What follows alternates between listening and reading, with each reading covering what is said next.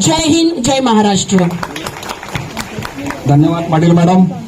यानंतर मी विनंती करेन की कृपया किरीट सोमय्या साहेबांनी आम्हाला मार्गदर्शन करावं.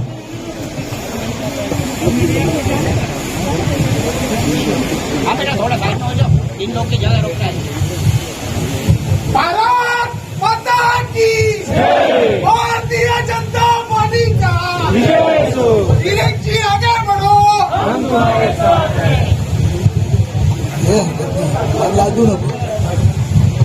भारत माता की जय. भारतीय जनता पार्टी का किरीट जी आगे बढ़ो, हम तुम्हारे साथ हैं.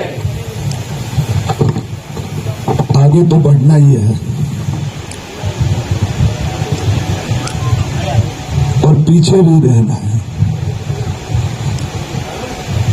भारत देश को आगे बढ़ाने के लिए आगे बढ़ना है और नरेंद्र मोदी जी के पीछे रहना है.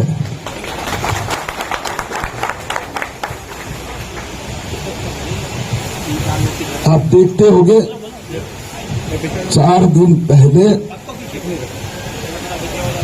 मोदी जी ने यूरोप की यात्रा की. 2 दिन में 8 देश के प्रधान मिले उन्हें.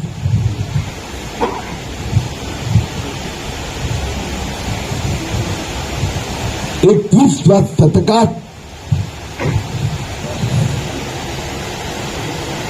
मला आठवते अटल बिहारी वाजपेयी म्हणायचे कि 19वीं सदी ये इंग्लैंड की रही, 20वीं सदी अमेरिका की है. और आगे अटल जी कहते थे, अटल बिहारी वाजपेयी जी, 19वीं सदी इंग्लैंड की रही, 20वीं सदी अमेरिका की है, 21वीं सदी हिंदुस्तान की होगी. आज देश विदेश के लोग नरेंद्र मोदी जी को विश्व का नेता मानने लगे हैं. हा जो उत्साह आपल्याला इथे विरारमध्ये दिसतोय. राजन नाईकने मला 2 किलोमीटर लांब रोड शो केला तर रस्त्यावर जो उत्साह आणि विश्वास दिसत होता, तो विश्वास आपण 4 दिवसापूर्वी नरेंद्र मोदीजींनी जर्मनीत जे संमेलन केलं तिथे पण एकच आवाज येत होता. मोदीजी उभे राहिले आणि फक्त एकच आवाज, मोदी मोदी मोदी मोदी. था की नाही? मोदीजीने भ्रष्टाचार मुक्त भारत केलं म्हणून मोदीजीचं नाव देशात प्रत्येक गावात, प्रत्येक घरात आणि जगात लोक बोलायला लागले. शपथ मोदीजींनी घेतली होती. मैं प्रधानमंत्री पद की शपथ लेता हूं, भारत को भ्रष्टाचार मुक्त बनाऊंगा. शपथ आमच्या महाराष्ट्राच्या मुख्यमंत्र्यांनी घेतली. मी शपथ घेतो की मी महाराष्ट्राला भ्रष्टाचार युक्त करून दाखवणार.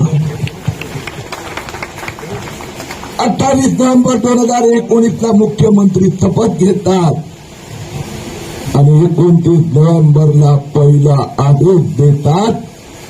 मुंबईचा दहिसरमधील अल्पेश अजमेरा बिल्डरनी जी 2,55,00,000 मस्केरहान परिवाराकडून जमीन घेतली होती, ती 2,55,00,000ची जमीन 900 कोटी रुपये देण्याचं पाप हे उद्धव ठाकरे सरकारने केलं.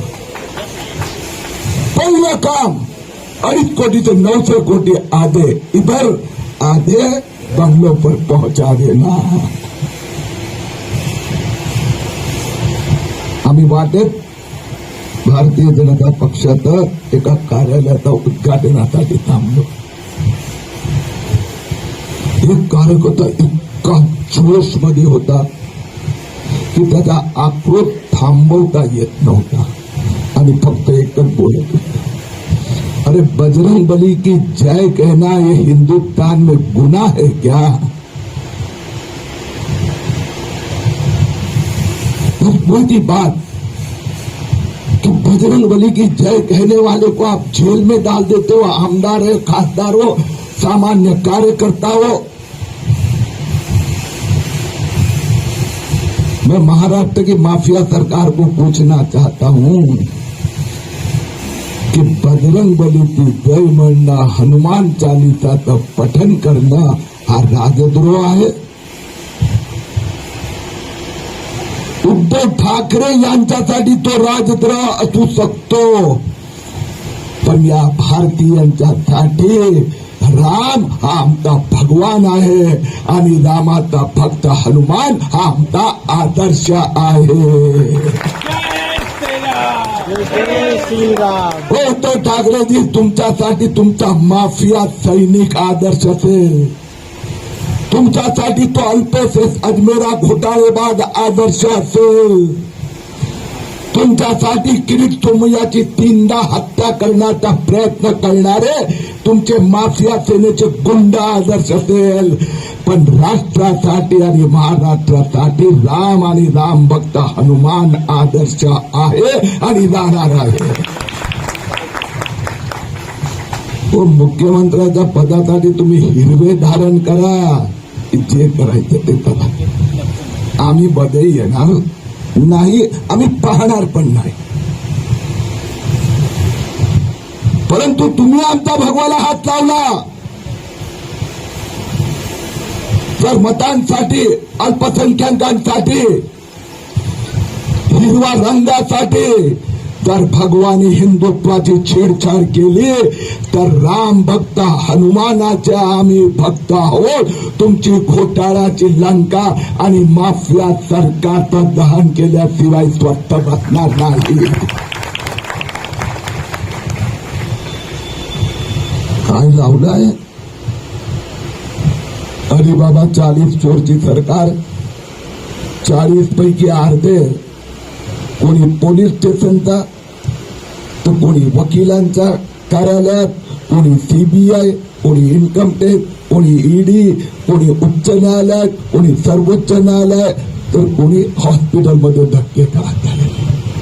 अर्धे मंत्रिमंडळ, अनिल देशमुख तर गेला जेलमध्ये, नवाब खूप बोलत होता, त्याचाही नंबर लागला, राम बोलवाय राम, राम बोलवाय राम। बाकी अठरांवर चौकशी आणि कारवाई सुरू आहे। जो घोटाळा करणार त्याला तोडणार नाही, मग तो घोटाळेबाज उद्धव ठाकरेंचे मंत्रिमंडळाचे मेंबर असो कि उद्धव ठाकरेंचे परिवाराचे सदस्य असो, नंबर तो लगेगा। ठाकरे सरकार के मंत्रियों का तो नंबर लग चुका है, अब ठाकरे परिवार की बारी है। प्रश्न उद्धव ठाकरेचे 19 बंगले कुठे गेले हे तर आम्हाला सांगावंच लागणार, सांगायचं की नाही? अनधिकृत बंगले होते का? सीआरझेड मध्ये बांधले होते, बेनामी बंगलो होते, बंगलो तर होते, आपणच लिहिले आहेत, हे माझे 19 बंगलो आहेत, माझ्या नावावर करा, हे तर उद्धव ठाकरेंनीच लिहिलं होतं। 1 एप्रिल 2013 ते 31 मार्च 2021 पर्यंत घरपट्टी कोणी भरली? रश्मी ठाकरेंनी भरली की नाही?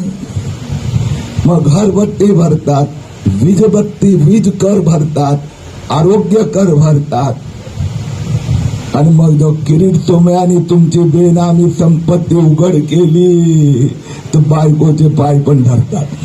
अरे बाबा, मला वाचव, जर 19 बंगलो वाचवायला गेलो तर मुख्यमंत्री पदाची खुर्ची जाणार। अरे एवढा मोठा विश्वासघात करून मुख्यमंत्री पद मिळवलं आहे, 2:45 वाजता रात्री 19 बंगलो गायब। बंगले का हिसाब तो देना पड़ेगा, साले का हिसाब तो हमने ले ही दिया है। साला म्हणजे मराठीत नाही, हिंदी में साला यानी मराठीत मेवणा, समजलं ना? मी काही शिवली देत नाही, तो ते उद्धव ठाकरेंचे प्रवक्ता प्रंगाय ना ते शिवी देण्याचा कॉन्ट्रॅक्ट त्यांना दिलेला आहे. आपले संस्कार आहे. आपण महाराष्ट्राची अस्मिता जपतो. उद्धव ठाकरे यांचे मेव्हणे पत्नी रश्मी उद्धव ठाकरे यांचे भाऊ श्रीधर पाटणकरचे 13 फ्लॅट जप्त झाले की नाही? 6.5 कोटीची संपत्ती जप्त करून दाखवली की नाही? याला म्हणतात दाखवणार. आम्ही ते एक घोटाळेबाजाची संपत्ती दाखवतोय. तुम्ही पण तुमची बेनामी संपत्ती किती आहे ते महाराष्ट्राच्या जनतेला दाखवा ना, दाखवा.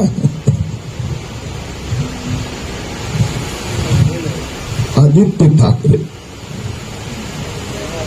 15 दिवस झाले कॉमो स्टॉक्स ही आदित्य ठाकरेंनी नंदकिशोर चतुर्वेदी करून कंपनी विकत घेतली आणि नंतर परत दिली. 7 कोटी रुपयाचं मनी लॉन्ड्रिंग झालं. आता हिशोब तो द्यावा लागणार की नाही? और डरना मत. पहले साले का नंबर लगा, फिर बेटे का, फिर माँ का, पहले पत्नी का, फिर साले का, फिर बेटे का. तुम्हारा भी नंबर आएगा.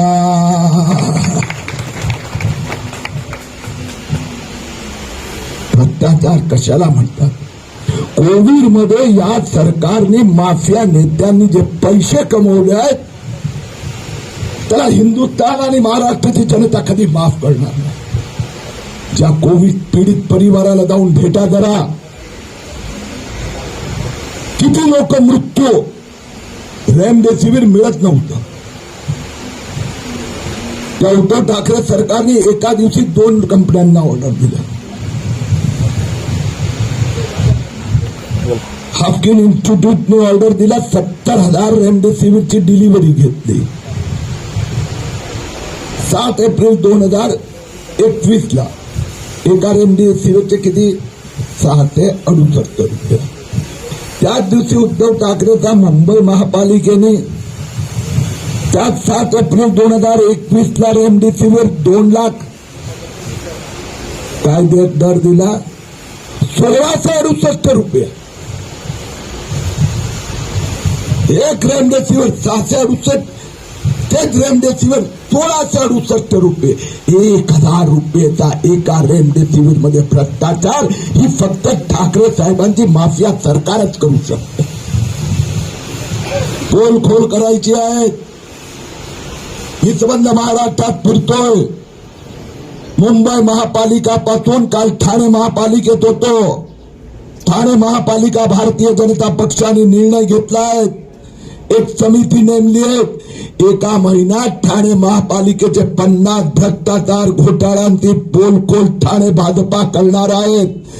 राजन नाईक साहेब, आपण पण अशा प्रकारची पोलखोल कमिटी नियुक्त करा आणि या महापालिकेचे जे 50 सगळ्यात मोठे घोटाळे असेल त्यांची पोलखोल करण्याचं काम राजन नाईकच्या नेतृत्वाखाली पथई किरार घाट पाणी करायचे आहे. आम्ही राजकारणात आलोय जमीन हडप करण्यासाठी नाही, बेनामी संपत्ती निर्माण करण्यासाठी नाही, मोठे मोठे फार्म हाऊस बनवण्यासाठी नाही. आम्ही राजकारणात आलो आहोत लोकांची सेवा करण्यासाठी. सामान्य राम भक्तांना राम राज्य हवंय, ते राम राज्य आणण्यासाठी आम्ही आलो आहोत. किसी ने कभी सोचा नहीं था कि बाबरी मस्जिद टूटेगी. कभी कोई सपने में देखने की हिम्मत नहीं करता था कि उस अयोध्या में राम जन्म स्थान पर भव्य मंदिर बनेगा. आज नरेंद्र मोदी जी ने 1.5 साल पहले राम जन्मभूमि निर्माण का काम शुरू कर चुके हैं. उस राम जन्मभूमि पे राम मंदिर का निर्माण हो रहा है. 2 साल में वहां पर मेरे राम का भव्य राम मंदिर बन चुका हो. हर एक कांग्रेस एनसीपी और ये माफिया सेना के लोग वो क्या जाने 370 क्या है। 370 न सिर्फ निकाल दिया, लेकिन जम्मू कश्मीर को कायम के लिए हिंदुस्तान का हिस्सा बनाने का काम ये नरेंद्र मोदी जी ने करके दिखाया है। टेम्पररी बाबासाहेब आंबेडकरांनी टेम्पररी म्हणून 370 ठेवली होती आणि हे सगळे या सगळ्यांनी त्याला टेम्पररी किती वर्ष 75 वर्ष आझादीला झाले आणि त्या अमृत महोत्सवी वर्षात नरेंद्र मोदीजीने 370 रद्द करून कश्मीर को हिंदुस्तान का अविभाज्य अंग बना दिया। बहनों और भाइयों, चिंता मत करना, कोई डरने की जरूरत नहीं। वो क्या कहावत है ना, जाके राखो, बराबर ना। 1 बार 2 बार 3 बार जान लेने का प्रयत्न किया कि नहीं किया ना। लेकिन ऊपर वाला आणि समोर असलेली महाराष्ट्राची 12.5 कोटी जनता, ते असा एक निष्ठावंत कार्यकर्ता किरीट सोमय्याचा मागे उभी आहे आणि जोपर्यंत हा माझा भारतीय जनता पक्षाचा कार्यकर्ता महाराष्ट्राची जनता किरीट सोमय्या सोबत आहे। उद्धव ठाकरेंनी किती माफिया गुंड पाठवले, किरीट सोमय्या का बाल भी बाका नहीं हो सकता। और अभी तो मुझे नरेंद्र मोदी जी, अमित शाह ने कहा, किरीट सोमय्या जी महाराष्ट्र को भ्रष्टाचार मुक्त, घोटाले मुक्त, माफिया मुक्त करने का काम जारी रखो, आपकी सुरक्षा ये मोदी सरकार करेगी। आणि म्हणून मित्रांनो, आज महाराष्ट्राचा प्रत्येक माणूस तुमच्याकडे आपल्याकडे पाहतोय। अब सब मंत्री सिर्फ पैसे गिने में लगे हैं। बेनामी कंपनियां, बेनामी संपत्ति, बेनामी पार्टनरशिप। हद देखो, ते यशवंत जाधव स्टँडिंग समिती अध्यक्ष, कोविडच्या 2 वर्षात 100% लॉकडाऊन मध्ये उद्धव ठाकरेचे एक सरदार यशवंत जाधवनी 38 मोठ्या जुन्या इमारती विकत घेतल्या। 1,500 गाड्या आहेत त्यात। आणि त्याला ज्यावेळी इन्कम टॅक्स वाल्याने विचारलं, अरे इतनी संपत्ती, तो कानात सांगतो, भैया मेरे पास तो 10% जाता था, 90% तो बांद्रा जाता था। तो चोले की इतनी संपत्ति है तो फिर डॉन की कितनी होगी, बॉस की कितनी होगी। सबका हिसाब देना पड़ेगा, नहीं तो किरीट सोमय्या हिसाब निकाल कर जनता के सामने रखेगा। बहनों और भाइयों, आपल्याला ठरवायचं आहे, लाज वाटत नाही त्या पोलीस कमिशनरला। काल मी मनसुख हिरेनच्या घरी गेलो होतो, त्याची बायको, मनसुखचा भाऊ, त्याची 2 मुलं डोळे भरलेले होते। म्हणतात, अब हम चैन की नींद सोएंगे। या उद्धव ठाकरे सरकारने त्या मनसुखला हत्यारा म्हणतो होतं, खंडणीखोर, एक्सटॉर्शनिस्ट। मी ज्यावेळी सुरुवातीत जायचो, त्याची पत्नी सांगायची, मेरे बेटे को जीवन भर हत्यारे के संतान ऐसा धब्बा लग जाएगा, मेरा पति ऐसा नहीं था। अमित शहानी सांगितलं, एनआयए चौकशी करणार, एनआयएने चार्जशीट दाखल केली की मनसुख हिरेन निर्दोष होता, त्याला मारण्याची सुपारी प्रदीप शर्मा, सचिन वाजेंनी दिली होती। पण आम्ही तिथे थांबणार नाही। मी पुढच्या आठवड्यात एनआयएला भेटणार आहे। कि अगर जिसने हत्या की उसको 45 लाख प्रदीप शर्मा ने दिए। प्रदीप शर्मा को सचिन वादे ने कहा, तो सचिन वादे आणि प्रदीप शर्मा दोन्ही उद्धव ठाकरेंनी नियुक्त केलेले पोलीस अधिकारी, उन दोनों को किसने कहा था इसकी भी जांच करनी पड़ेगी। वसुली आणि सुपारी हे ठाकरे सरकारचे दोन विशेषता आहे। काय करून दाखवलं तर संबंध महाराष्ट्राच्या जनतेला सुपारी आणि वसुली काय हे आम्ही दाखवण्याचं काम करून दाखवलं, असे हे माफिया सरकार सांगतं। एका बाजूला ह्या लोकांवर अत्याचार करायचे आणि दुसऱ्या बाजूला आम्हाला धमक्या द्यायचा प्रयत्न करायचा। सबका हिसाब दिया जाएगा, सबसे हिसाब लिया जाएगा।